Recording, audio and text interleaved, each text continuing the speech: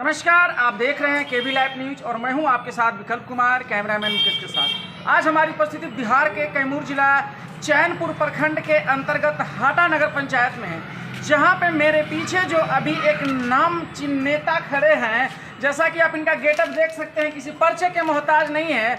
Abdul Karim master साहब बड़ा इस दुनिया में अगर कोई समाज को शिक्षा देने का काम करता है तो मास्टर हैं। अब वो कहीं न कहीं राजनीति में कदम रख चुके हैं और समाज में अब उजागर लाना चाहते हैं। कम से कम जो शोषित वंचित दलित समाज के जो लोग हैं, जिनका अब तक शोषण मात्र होता आया है, लेकिन उनका मसीहा बनने वाला कोई नहीं। चुनाव में तो सब लोग बोलते हैं कि मैं गरीबों का मसीहा हूं, लेकिन जब जमीनी तौर पर उनको उतरना होता हो तो कहीं ना कहीं अपना कदम पीछे हटा लेते हैं। आइए, अब उस चुनावी दौर में अपना कदम रख चुके हैं, चुनावी गलियारे में अपना कदम रख चुके हैं करीम मास्टर साहब। मैं उनसे बातचीत करता हूं कि सर, ये आपके तरफ से भी ये कहीं ना कहीं ये चुनावी माहौल का ही हाल है या फिर ये दिले इच्छा है? सर, मेरे चैनल में आपका स्वागत है। धन्यवाद।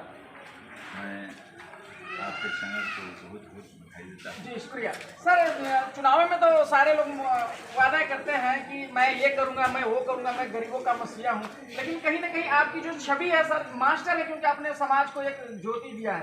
तो क्या जो दबे कुचले लोग हैं उनको आप सहारा मिलेगा इस चुनाव में?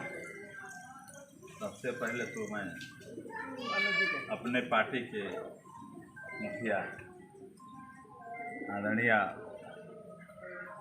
माननीय कुमारी मायावती जी को, जो हमारी राष्ट्रीय अध्यक्ष हैं, उनको मैं बधाई देता हूं। उन्होंने हम जैसे लोगों को आज जबान दी है कि हम लोग हर समाज में घूमकर अपने विचार को रख रहे हैं। तो सर, जो आपसे जनता उम्मीद लगा रही है आपको देख के कि गुरुजी हैं, इन्होंने समाज में उजागर लाया है, तो कहीं ना कहीं हमें इनको सहारा मिलना चाहिए, क्या है? देखिए सर, बहुजन समाज पार्टी का मिशन है।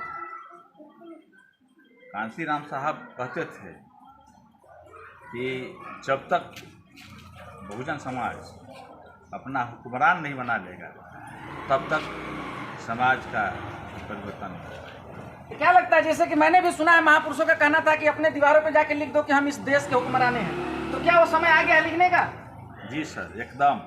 अब बहुजन समाज अंगड़ाई ले रहा है और लड़ाई के लिए तैयार हो गया है, और उम्मीद है कि यह जो आने वाला विधानसभा का चुनाव है, इसमें दमखम से बिहार में बहुजन समाज पार्टी अपने को स्थापित करेगा। सर, अभी पता चला है कि भगवानपुर में बहुत बड़ा जनसभा होने वाला है, जिसमें नेशनल संयोजक आकाश आनंद जी का यहाँ पे स्वागत हो रहा है। तो इस रैली से क्या प्रभाव पड़ने वाला है चैनपुर विधानसभा में? इस रैली से हर लोगों के अंदर बहुजन समाज, सर्व समाज के प्रति रुझान पैदा हो जाएगा, और इस प्रोग्राम से बहुजन समाज पार्टी के झोली में कैमूर जिला की चारों सीट 100% जाएगी। आकाश आनंद जी के आने से युवाओं पे क्या असर पड़ने वाला है, जो काफी इंतजार कर रहे हैं आकाश आनंद जी? युवा तो जोश खरोश में हैं, जब से सुने हैं युवा रोड पर उतरने के लिए मचल रहे हैं। आप देखिएगा, जब बॉर्डर पर आएंगे तो युवाओं का जोश देखिएगा। कम से कम 1000 मोटरसाइकिल और सैकड़ों 4 व्हीलर लेकर नौजवान वहां पर उनका स्वागत के लिए खड़े रहे। तो सर, जो अभी चुनावी सरगर्मियां सर पे हैं, तो इसको लेकर के जनता बहुत जल्दी एक अपने कैंडिडेट का चेहरा देखना चाहती है। उस पर थोड़ा सा मैं बातचीत करूंगा। क्या अभी कंफर्मेशन मिलने वाला है? कितना देर लगेगा इंतजार करना अभी? देखिए, आप भी जानते हैं कि यह शीर्ष नेतृत्व के हाथ में है। हम लोग बहुजन के सिपाही हैं, तो जिसको पार्टी उचित समझेगी उसको लड़ाएगी, और जो भी लड़ेगा हम सभी कार्यकर्ता दमखम के साथ उसके साथ कंधा से कंधा मिलाकर चलेंगे। और जो टिकट का है तो अभी तो चुनाव, उसी को बोलिए जहाँ से बोलिए। अच्छा, देखिए, अभी चुनाव का घोषणा तो हुआ नहीं, आचार संहिता लागू नहीं हुई। चुनाव का घोषणा होने दीजिए। सभी जगह पर हमारे मजबूत और सशक्त जनता के दिनों के हर दिल अजीज चारों विधानसभा पर कार्यकर्ता ही चुनाव लड़ने के लिए आ जाएंगे। यदि पार्टी के जो हाई कमान है आपको मौका देती है तो आप अपने गरीबों मजलूमों और आपके साथ जो समर्थक हैं उनके लिए क्या कहना चाहते हैं यदि पार्टी आपको मौका देती है? सर, हमें तो इस क्षेत्र के हर गांव के लोग जानते हैं। मैं 89 से बहुजन समाज पार्टी के साथ लगा रहा हूँ और हर गांव का दौरा बखूबी किया हूँ। और आप जानते हैं कि जो पहला चुनाव यहाँ से जीता गया या पहला चुनाव लड़ा गया तो चैनपुर विधानसभा का क्षेत्र का जो नेतृत्व है कि चुनाव लड़ाने की जिम्मेदारी थी, वहाँ के चुनाव की व्यवस्था देखने की जिम्मेदारी थी, पूरे विधानसभा की जिम्मेदारी मेरे ऊपर थी और मैंने बखूबी अपनी जिम्मेदारी को निभाया है और यहाँ से बहुजन समाज पार्टी का उम्मीदवार को जिता कर भेजा है। अब स्वयं कंधे पे बोझ आ गया है तो अब क्या कहेंगे? मैं समझता हूँ कि मेरे कार्यकर्ता इतना मजबूत हैं कि हमको कोई भार पड़ने नहीं देंगे और वे खुद इतना भारी मतों से विजयी बनाएंगे।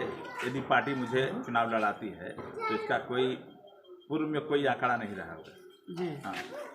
तो क्या खुशखबरी देने वाले हैं अपने जनता को अभी मेरे चैनल के माध्यम से जो अभी चुनावी सरगर्मियां उसको लेकर के? देखिए सर, अभी हम उम्मीदवार नहीं, हमारे जैसे और भी साथी हैं और जो पार्टी जिसको भी चुनाव लड़ाएगी, चाहे मैं हूँ चाहे मेरे साथी हूँ, सब लोग हम लोग मिलकर कंधा से कंधा मिलाकर जिताने का काम। बहन जी ने जो नारा दिया है सर्वजन हिताय सर्वजन होता है, सारे समाज के लोग जुड़ भी रहे हैं बहुजन समाज में, उसके लिए बहन जी के लिए दो शब्द क्या कहना चाहते हैं? बहन जी तो 4 बार उत्तर प्रदेश के मुख्यमंत्री रहे हैं।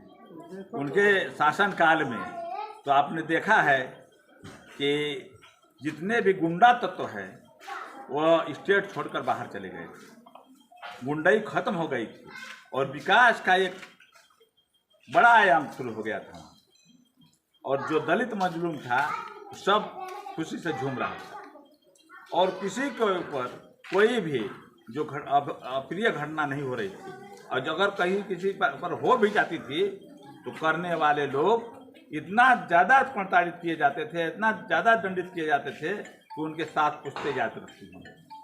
तो क्या लगता है कि अब बिहार में वो दिन आने वाले हैं? जी, इस बार सत्ता की चाबी बहुजन समाज पार्टी के हाथ में रहेगी।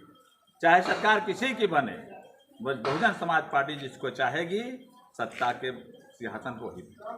चलिए, बहुत बहुत शुक्रिया। जैसा कि गुरुजी ने मिला जुला स्टेटमेंट कहा कि जैसा अभी विगत दिनों में यूपी में आपने गुंडा राज खत्म किया था बहुजन समाज की तरफ से, वो दिन बहुत ही जल्द आपको बिहार में देखने को मिलेगा। इनका कहना है कि चाहे सरकार किसी की बने लेकिन सत्ता की जो चाबी रहेगी वो बहुजन समाज के हाथ में रहेगी। बहुजन समाज जो चाहेगा वही बिहार में होगा। हमारे साथ खबरों में आगे बने रहिए। नमस्कार।